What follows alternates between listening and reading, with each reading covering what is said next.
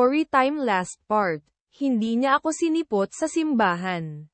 Pagkalipas ng ilang buwan matapos niyang ikasal ay nagkaroon na siya ng lakas na loob para kausapin ako. Biglang isang araw ay may natanggap akong isang text mula sa hindi kilalang number. Nagtataka ako kung kanino galing dahil wala naman akong inaasahang text. Pagbukas ng inbox, ang message na nabasa ko ay, "Hi, musta na?" Si Mr. P ito. Maya-maya pa ay nag-text si Miss GBHE. "Sorry, hiningi ni Mr. P yung number mo. Gusto ka raw niyang makausap. Ayoko sanang ibigay pero namimilit at nagmamakaawa talaga siya.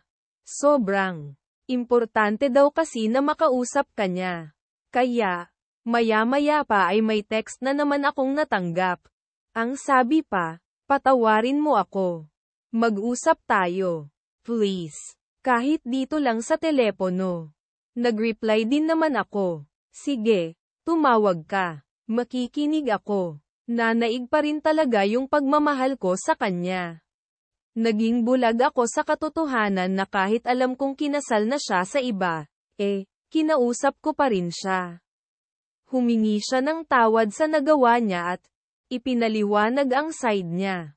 Ang sabi pa niya, hindi daw niya sinasadyang mabuntis yung babae.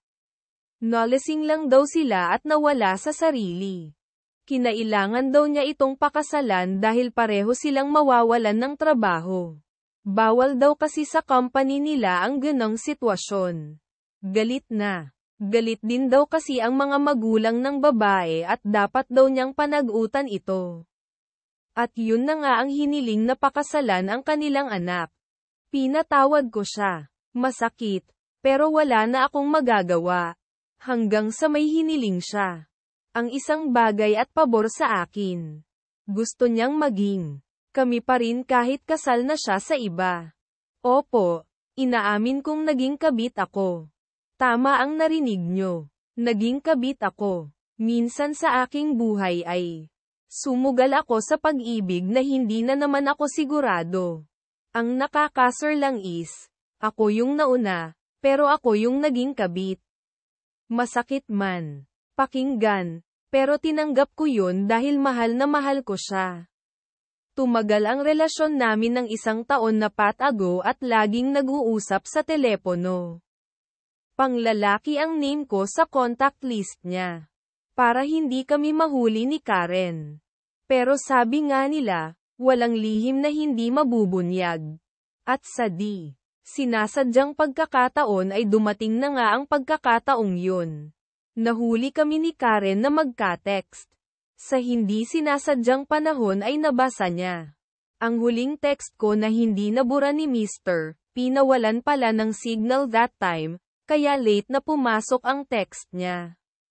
Samantalang si Mr. P naman, noon ay papunta na sa banyo para maligo dahil papasok na nga sa trabaho. Nagulat ako sa reply. "Riz, tigilan mo na kami. Magkakaanak na kami." Nag-reply din ako. Ako ang mahal niya. Alam mong sa simula pa lang talaga, ako ang mahal niya. Ako ang nauna. Sumagot ulit siya. "Kung mahal ka niya, dapat ikaw ang pinakasalan at hindi ako." Nagpantig ang tenga ko sa mga narinig ko at nabasa ko. Umulit pa ako ng sagot dahil nataman ang pride ko. Siya na nga itong nang-agaw, siya pa ang matapang. Kaya sumagot ako, "Bakit? Kung hindi ka naman nabuntis hindi ka naman paninindigan ni Mr. P, hindi ka naman niya pakakasalan."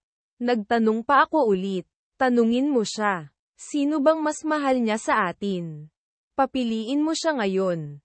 Naputol ng sagutan namin nung si Mr. P na ang nag-text. "BHE, tama na." Umiiyak na si Karen. Buntis pa naman siya. Naiiyak ako sa mga nabasa ko. Napatunayan kong baka nga unti-unti na siyang napapamahal kay Karen. Dahil nga magkakaanak na siya dito. Yung pangarap naming kami ang bubuo ng pamilya ay sa iba pala mangyayari. Sa sobrang galit ko, Pinutol ko yung SIM card ko at tinapon. Nakita ko rin naman na nagsimula na rin silang maging okay ni Karen. Kaya lang, minsan napapraning din si Karen. Pag nababanggit ng tropa ni Mr. P ang pangalan ko, lumayo ako at hindi na sila ginulo. 6 na taon din silang nagsama. Pero naghiwalay din matapos ang mga panahon na yun. Sumama sa ibang lalaki si Karen, na kay Mr. P ang 2 nilang anak at single father siya. At ako naman si Mr. P at ako naman ay masaya sa buhay na meron ako. Actually, parehong nakalak ang mga profile namin sa FB. Kaya hindi namin ma-stalk ang bawat isa. Tanging mga kaibigan na lang namin ang mga nagbabalita sa amin, sa isa't isa. Kung maririnig mo ta, Mr. P, ang masasabi ko lang, salamat pa din. Salamat sa mga sakit na naranasan ko sa iyo dahil lalo pang tumibay ang loob kong abutin ang mga pangarap ko. Abutin itong mag-isa, magsikap mag-isa at mag-survive nang wala ka. Sadyang kay buti ni God. Dahil siya lang ang naging kakampi ko noong mga panahon hinang-hina ako at nawala na ng pag-asa. Napakabuti din ni God kasi naghatid siya ng mga tao sa paligid ko para maging instrumento ng tagumpay ko. Kaya masasabi ko talagang pinagtagpo lang tayo pero hindi itinadhana. Kung magkikita man tayo ulit, bahala na ang tadhana. At ito ang kwento ng pag-ibig ko. Maraming salamat sa mga sumubaybay.